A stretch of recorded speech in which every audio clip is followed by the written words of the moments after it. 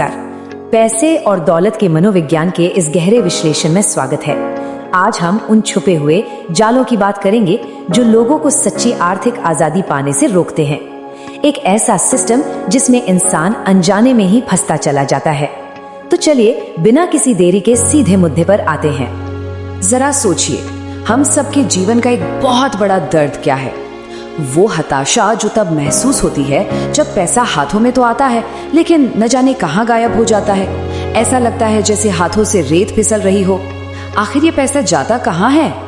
असल में हमें स्कूलों में पाइथागोरस थ्योरम और घरों में अच्छे संस्कार तो खूब सिखाए जाते हैं, लेकिन पैसे का असली चरित्र कभी नहीं सिखाया जाता।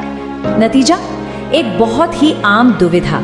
महीने की पहली तारीख को इंसान खुद को किसी राजा से कम नहीं समझता और 10 तारीख आते आते एक एक पैसे का हिसाब लगाने पर मजबूर हो जाता है। जाने अनजाने लोग एक ऐसे सिस्टम के शिकार हो रहे हैं जो उनकी जेबें खाली करने के लिए ही डिजाइन किया गया है। तो आइए अपने पहले हिस्से की तरफ बढ़ते हैं। भाग 1, समझ बनाम भावनाएं। यहाँ हम देखेंगे कि पैसा भावनाओं के बजाय लॉजिक की तरफ कैसे बहता है। अब जरा सुरेश और मनोज की इस स्थिति को देखिए। दोनों की शुरुआत बिल्कुल एक जैसी सैलरी से होती है। सुरेश शहर की महंगाई से परेशान होकर ओवरटाइम करता है और फिर उस एक्स्ट्रा कमाई को महंगे जूतों या रेस्टोरेंट्स पर खर्च कर देता है। उसे लगता है कि वो ज्यादा कमाकर अपनी खर्च करने की आदतों को हरा देगा। लेकिन वहीं दूसरी तरफ मनोज अपनी आर्थिक समझ लगाता है और एक छोटी सी डायरी में अपने हर खर्च का हिसाब रखता है। मनोज की इस आदत का नतीजा सच में हैरान करने वाला है। उसने अपने उन छुपे हुए खर्चों को पकड़ा जिन पर हमारा ध्यान ही नहीं जाता, जैसे आलस में बाहर से मंगाया गया खाना, वो OTT ऐप्स जिनका महीनों से इस्तेमाल नहीं हुआ और सिर्फ दिखावे के लिए चल रही EMI। इन छोटे छोटे वित्तीय छेदर को बंद करके मनोज ने बिना अपनी सैलरी बढ़ाए ही साल भर में 1 लाख रुपए से ज्यादा बचा लिए। सीधी सी बात है, पैसा उसी के पास टिकता है जिसे उसका हिसाब पता हो। और यहीं से हम दूसरे सच की ओर बढ़ते हैं। पैसा हमारी कच्ची भावनाओं का सबसे बड़ा दुश्मन है और बड़ी कंपनियां इसका बहुत ही चालाकी से फायदा उठाती हैं। क्योंकि हकीकत तो ये है कि कंपनियां सामान नहीं बेचती, वो हमारी भावनाएं बेचती हैं। नेहा का ही उदाहरण ले लीजिए। जब लोग खुद को थोड़ा कमतर या असुरक्षित महसूस करते हैं, जैसे नेहा ने अपनी एक पुरानी दोस्त को लग्जरी कार से उतरते देखा, तो पैसा अक्सर एक इमोशनल बैंडेड बन जाता है। सिर्फ पीछे ना छूट जाने के डर से नेहा ने क्रेडिट कार्ड पर एक महंगा फोन ले लिया और ऐसे ही इमोशनल फैसले लोगों को सीधे भारी कर्ज की दलदल में धकेल देते हैं। तो इससे बचने का इलाज क्या है? बहुत ही आसान सा तरीका है जिसे हम 24 घंटे का नियम कहते हैं। जब भी कुछ महंगा खरीदने का मन करे तो उस चीज को ऑनलाइन कार्ट में डालें और पूरे 1 दिन का इंतजार करें। ये 24 घंटे हमारी भावनाओं को शांत होने का मौका देते हैं और यकीन मानिए 80% मामलों में ये नियम लोगों की गाढ़ी कमाई को बचा लेता है, क्योंकि तब तक इंसान का लॉजिक वापस आ चुका होता है। चलिए अब बात करते हैं भाग 2 की, भ्रम और हमारे आसपास का माहौल। कैसे अमीर दिखने की भूख हमारा बैंक अकाउंट खाली कर देती है।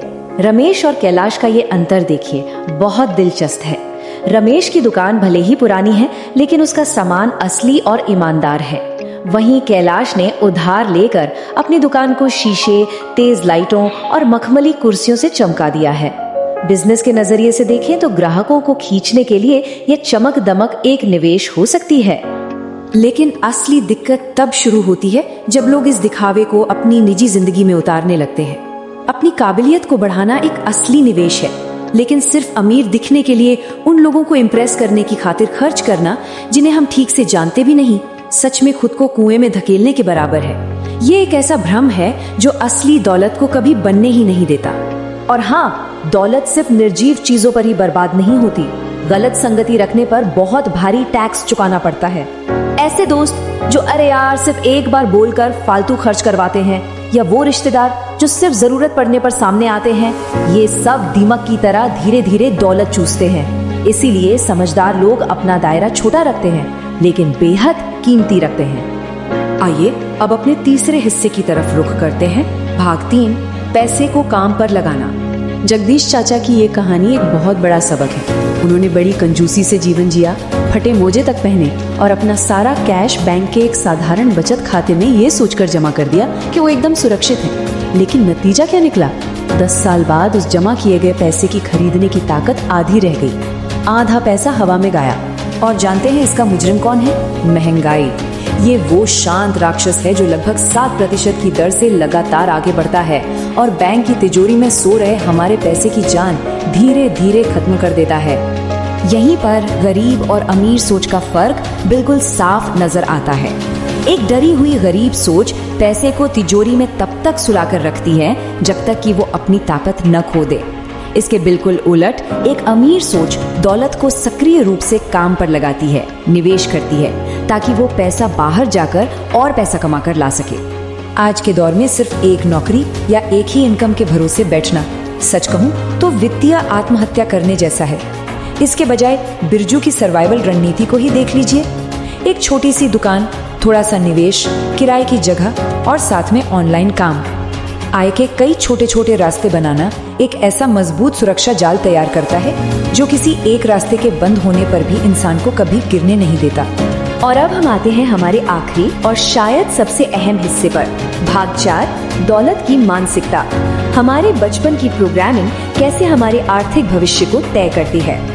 अगर किसी इंसान का पालन पोषण ऐसे माहौल में हुआ है जहां दौलत को बुरा माना जाता है, जैसे घर में हमेशा यही सुना हो कि पैसे के बारे में बात करना पाप है या अमीर लोग तो लालची होते हैं, तो उनका अवचेतन मन यानी सबकॉन्शियस माइंड वास्तव में पैसे को अस्वीकार कर देगा। जब भी उनके पास पैसा आएगा वो अनजाने में उसे तुरंत खर्च कर देंगे, क्योंकि अंदर ही अंदर उन्हें लगता है कि पैसा एक बुरी चीज है। इस नकारात्मक चक्र को आज ही तोड़ना होगा। पैसे को गाली देना या उसे बुरा मानना बंद करना बेहद जरूरी है। हकीकत यह है कि पैसा भगवान नहीं है, बल्कि पैसा सिर्फ एक औजार है, एक टूल है। इसका सही उपयोग करने के लिए इसकी इज्जत करना और इसे समझना बहुत जरूरी है। आखिरकार सच्ची दौलत इंसान को क्या देती है? ये परिवार को अच्छे से अच्छा इलाज देने की ताकत है, अगली पीढ़ी को बेहतरीन शिक्षा देने की आजादी है और भूखों को खाना खिलाने की क्षमता है। जब हम पैसे का एक शक्तिशाली और सकारात्मक टूल के रूप में सम्मान करते हैं तो वो स्वाभाविक रूप से और अधिक दौलत को अपनी ओर खींचता है। दौलत का असली मास्टर वो नहीं है जो सबसे ज्यादा कमाता है या उसका सबसे ज्यादा दिखावा करता है, बल्कि असली मास्टर वो है जो पैसे की सच्ची फितरत को समझता है। तो एक सवाल के साथ इस विश्लेषण को यहीं छोड़ते हैं। क्या हम अपनी आर्थिक समझ की किताब को आज से फिर से लिखेंगे? क्या हम खामोशी से अपना काम करके अपनी सफलता को ही सारा शोर मचाने देंगे? इस पर विचार करते रहिएगा और सीखते रहिएगा।